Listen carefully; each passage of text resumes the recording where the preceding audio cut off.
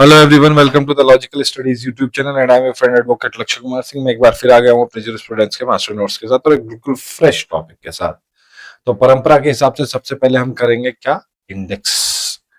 तो guys, definitions हम कर चुके हैं। चैनल पे एक जूरिस्प्रूडेंस के नाम की मैंने वो प्लेलिस्ट बनाई है, जाइए चेक कीजिए, एक्सेस कीजिए।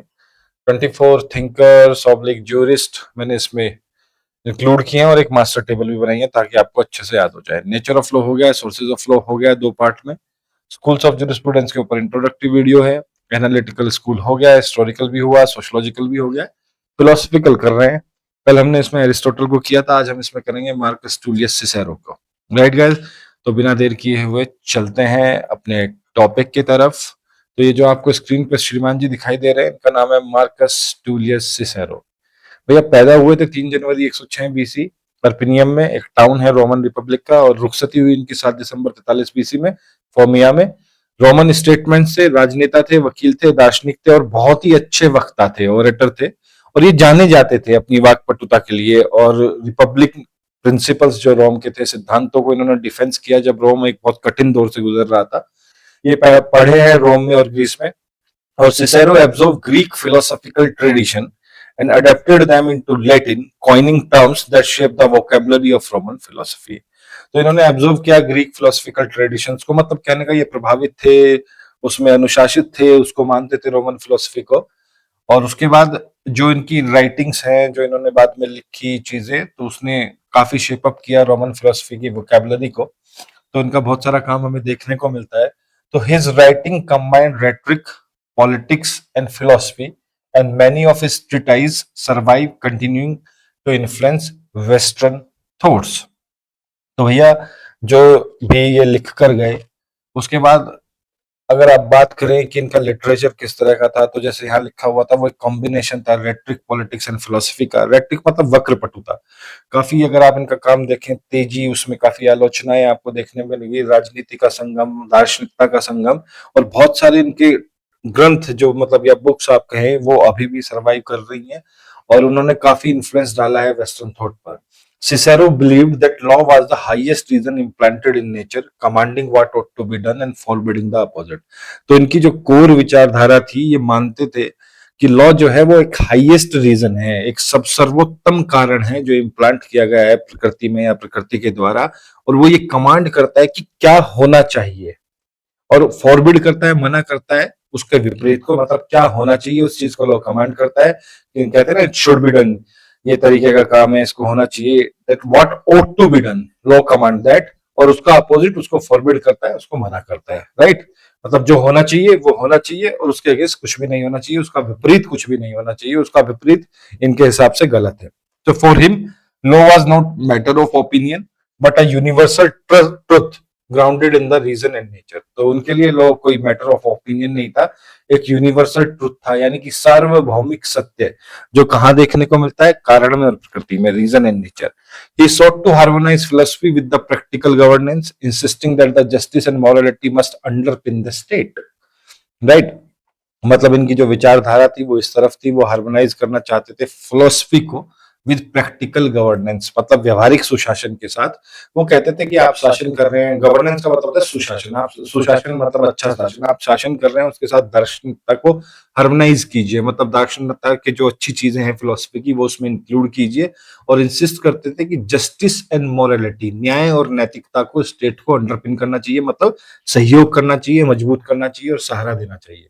तो for Cicero justice and morality दो ऐसे एलिमेंट हैं जो स्टेट को सपोर्ट करने चाहिए। His work specially in the D series reflect his conviction that the philosophy should guide actions not merely thought. तो इनका मानना था कि फिलोसफी जो है, दार्शनिकता जो है, इन्होंने अपनी इसमें बुक में बेसिकली डी सीरीज जो है उसमें इस चीज को मेंशन किया और बहुत कन्विक्शन के साथ इन्होंने कहा कि जो दार्शनिकता है, मतलब फिलोसफी है, उसको वो एक गाइडिंग एक्शन के तौर पर होनी चाहिए, ना कि विचारों तक सीमित रहनी चाहिए। Cicero's D offices provided ethical guidance in time of political stability। जो इनका अलग काम था डी ऑफिसेस, उसने एथिकल गाइडेंस प्रोवाइड की पॉलिटिकल इंस्टेबिलिटी के टाइम पे, जब रोम पॉलिटिकल इंस्टेबिलिटी से जूझ रहा था। while De Re Publica and De Legibus explore the foundation of law and the ideal state. और जो इनके ये दो अलग काम है, De Republica and De Legibus, जिन्होंने एक्सप्लोर किया फाउंडेशंस ऑफ लॉ को और बताया कि एक आदर्श राज्य कैसा होना चाहिए। Though he was ultimately executed during the rise of autocracy under Mark Antony, तो जब मार्क एंटोनी के अंदर वहां पर तानाशाही आती है तो इनको एग्जीक्यूट कर दिया जाता है, क्योंकि तानाशाहों को उन्मुक्त विचारों वाले लोग पसंद नहीं आते, तो मार्क एंटोनी ने भी वही किया। तो Cicero's legacy endured, shaping Renaissance humanism and modern natural law theory. तो पुनर्जागरण के दौरान जो मानवतावादी बातें चल रही थी और जो मॉडर्न नेचुरल लॉ थ्योरी थी, सिसेरो के काम ने और सिसेरो के विचारों ने इनको बहुत योगदान दिया। His belief in law as a reason and justice made him a central figure in the philosophical school of jurisprudence। और जो उनका विश्वास था रीजन में और न्याय में, कारण और न्याय में, उसने इसको एक उनको सिसेरो को एक सेंट्रल फिगर बनाया है फिलोसॉफिकल स्कूल ऑफ जुरिस्प्रूडेंस में। टेबुलर फॉर्म में देख लेते हैं। पूरा नाम है मार्कस टूलियस सिसेरो।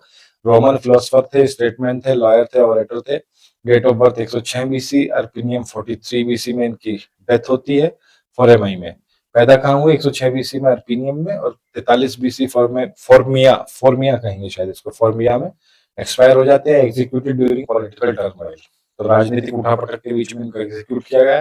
टाइटल था Roman philosopher of law, defender of republican principles during the political instability in Rome.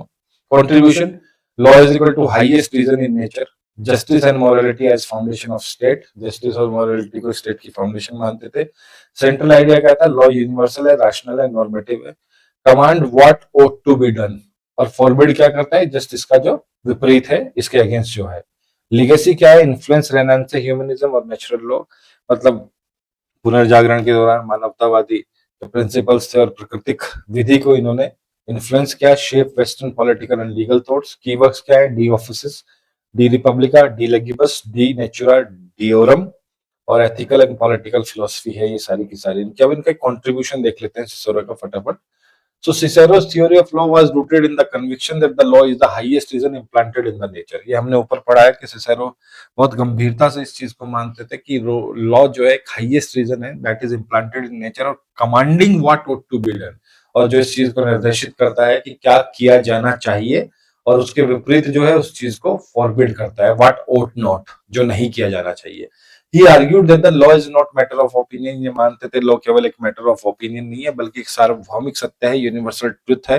Normative in character, मतलब मानकीय या आदर्श है अपने चरित्र में, एंड बाइंडिंग अपॉन ऑल, और सबके ऊपर वो इक्वली लागू होता है। For Cicero the state was nothing more than an instrument to uphold law in harmony with nature. वो स्टेट को कहते थे कि स्टेट एक इंस्ट्रूमेंट है जो अपहोल्ड करता है लॉ को हार्मनी में with nature, and any state failing to do so was not a true state. और जो स्टेट ये नहीं कर पाता है वो एक ट्रू स्टेट नहीं है, वो उसको एक फॉल्स स्टेट मानते थे, और मानते थे इस तरह के स्टेट को एग्जिस्ट नहीं करना चाहिए।